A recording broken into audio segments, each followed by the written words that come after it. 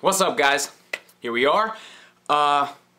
This video is going to be about why this scale sucks for judging progress. And granted, don't get ahead of me. It's just, you know, if you know you have, like, got your body fat done, you know you have, like, 30 pounds of fat to lose, 50 pounds of fat, 100 pounds of fat, you're definitely going to be seeing changes on the scale, for sure. But it's not the, I'm going to explain why it's not the best gauge of the progress that you should be doing. You know, there's so many people that are just obsessed with, I know people who weigh themselves every day, multiple times per day. And honestly, those are the people that they just get that discouraged and disappointment and they quit. They really are.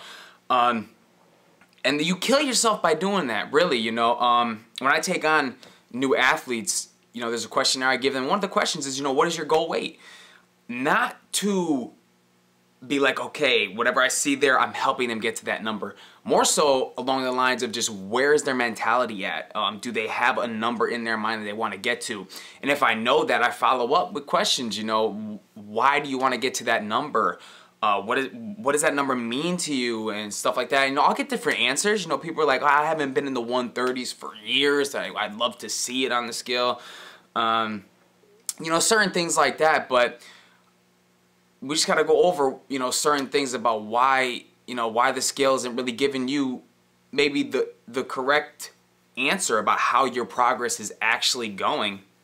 And, you know, number one is just body composition. You know, when you weigh yourself, it's not weighing just fat loss. You know, if you lost pounds over the week or whatever, it weighs all of you. You know, it weighs your muscle, your organs, your bones, water. We're basically 60-70% water our body's made up of.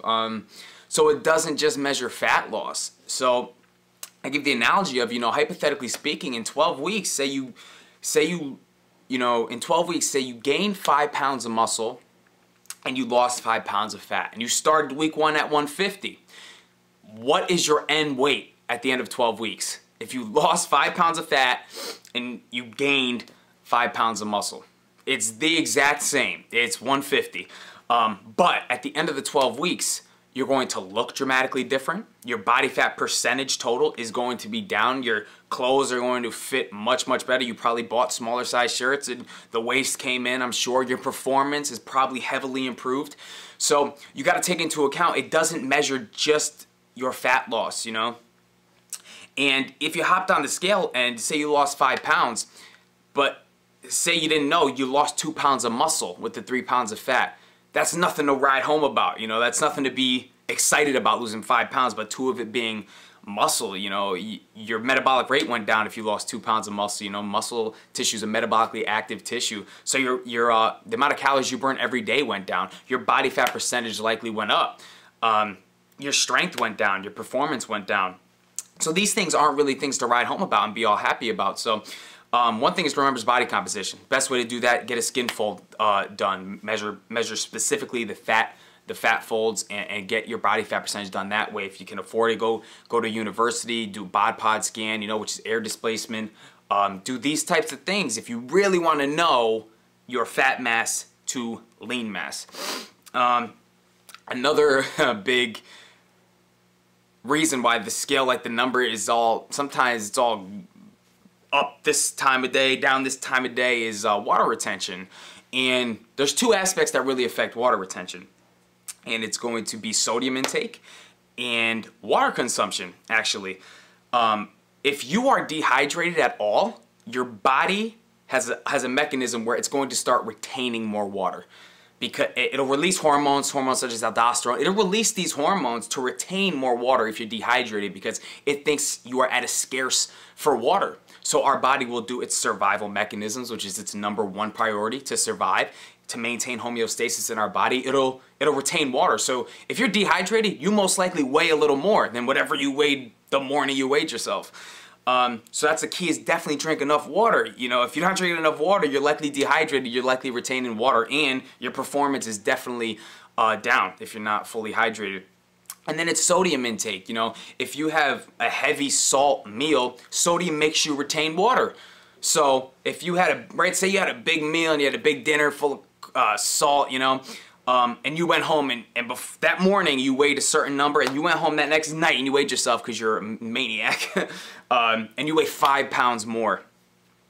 It's not 5 pounds of fat. You know what I mean? Like, physiologically, and what we know from research is, like, to gain 5 pounds of fat, you need to eat 3,500 calories more than you expend. So it is physiologically impossible to gain 17,500 calories in one meal. I'm sorry, like, that's impossible to do. So it's most likely water. It's most likely your blood volume increased. It's most likely all the weight of the food you actually ate still in your stomach digesting.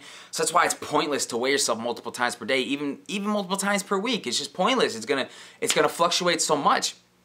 You know, and another point is carbs and glycogen. You know, if you have a heavy carb meal, 1 gram of carb brings with it almost 3 grams of water. So if you're eating a heavy carb meal, you're now filling your muscles up with glycogen. So even if you followed your program perfectly, you know, if you ate 150 in the morning, but you had, you know, some heavy carb meals that day, but they were exactly as is, you know, 30 grams of carbs here, 50 grams of carbs here, exactly as is. You're filling up your muscle glycogen by doing that. And if you step on the scale at night, you will weigh more. Even if you probably exercise and follow everything 100%, you most likely weigh more, and that could be discouraging. So there's no reason to just keep weighing yourself every day. And another thing I can mention about glycogen is that's why if you start a diet and you start a low-carb diet right away, the first 1 or 2 weeks, it's not uncommon for you to start a low-carb diet and you lose 5-10 pounds. That's not unlikely, but the reason being, it's not all fat. It's a lot of water too, because being low carb, your body now is depleting glycogen stores. It's releasing the carbs and the water from your muscles. So you're gonna weigh lighter, and that number is gonna start coming to a halt weeks later, and that's why you most likely see a lot of people, oh wow, I lost like 5 pounds my first week of my diet. You know, if you're eating less carbs than you normally do, it's a lot of water. It's not 5 pounds of fat. And if you did lose 5 pounds in 1 week, and you know it's not water, it's not fat either. It's you know, it's kind of physiologically impossible to lose 5 pounds of fat in a week unless you were severely overweight. You most likely lost some muscle tissue, so then you gotta adjust your nutrition program accordingly. Make sure you're not losing muscle. You know, make sure you're getting enough protein and healthy fats and stuff like that. But yeah, and then I don't want to harp too much on the females, but because there is males too that are just, you know, crazy about weight, but it's mostly the females in which I've experienced that they weigh themselves every day, multiple times per day. Another, you know, females know when it's time, you know, when your menstruation cycle comes, you could retain like 5 pounds of water. I've heard of people, athletes of my own, they retain they gained 7 pounds in 1 week. I'm like, dude, you followed your program 100%. You did the cardio, your HIIT, you did your workouts. Don't go crazy. Like, you know, it's you know, it's your time of the month. Like, don't go crazy. You didn't gain fat. Like, that's a hormonal thing. You guys have different fluctuations and stuff like that, so you're gonna gain weight there. So that's another reason why you're killing yourself when you weigh yourself during that period of time of the month. I mean, it's absolutely pointless. You know, even for me, I weigh myself, you know, once a week. But I don't. And again, that's another key: is weigh yourself whatever day it is, that day, every week, at the same time, you know, with the same clothes, whatever you wore. Be consistent in that, and then that's it. And if you're the type, I've had clients where they are obsessed with weighing themselves, and you know, usually I have you know, progress pictures sent to me every weekend from everybody, and usually they accompany with weight.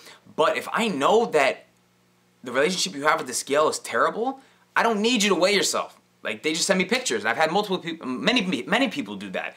I don't have them weigh themselves because I don't rely so much on the scale. Even personally, you know, there'll be a week where follow my program 100%. Wow, a 2-pound loss on the scale. Great, whatever.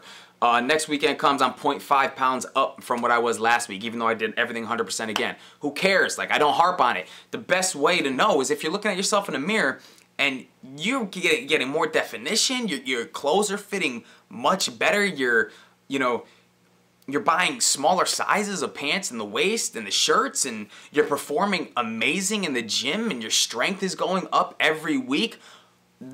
these things are much more important than what you just see on the scale. You know, a number doesn't define you. A number doesn't tell you how hard you worked that week. You know right here how hard you worked. If you know every time, if you had 5 cardio sessions to do sprints, only you know how hard you worked during those sprints. Only you know if you didn't miss a workout that week. Only you know if you ate according to plan Monday through Saturday, Monday through Friday, whatever you said you were going to do. You're the only one that knows. And if you step on the scale and there's a loss, great. If there's a gain, who fucking cares? Like, you know that you worked hard that week and you continue moving on. You know, the scale is just, it's a liar to you in that sense. You know, it doesn't show you effort. It doesn't show you discipline. It doesn't show you work ethic. It doesn't show you any of that. And you're the only one that'll know. So wake up in the morning. I just say I wake up every Saturday morning. I take my weight. I take pictures. You know, if I gotta go to the bathroom, I'll pee before I step on a scale. I go butt naked. This is what I do. I just like to know whatever it is. And whatever the number is, it is. Like, if it's a pound up, I don't care. I go along with my life. If it's a pound down, great. I go along with my life. It doesn't change anything. I still know that the week coming, I'm going to kill my workouts. I'm going to destroy my cardio. I'm going to work as hard as possible. And then again, Saturday, I'll take my weight again. Take my pictures. See what happens. But don't get so hung up on the number. Take your pictures. You know, see how your clothes are fitting. See how your performance is in the gym. See how you're looking. And if you continue to look better, just like the example I gave, if 12 weeks goes by and you weigh the same, but you compare week 1 picture to week 2 picture, and you look completely different, like you're starting to get some definition, abs are coming in, who cares that you still weigh 150 or you still weigh the same?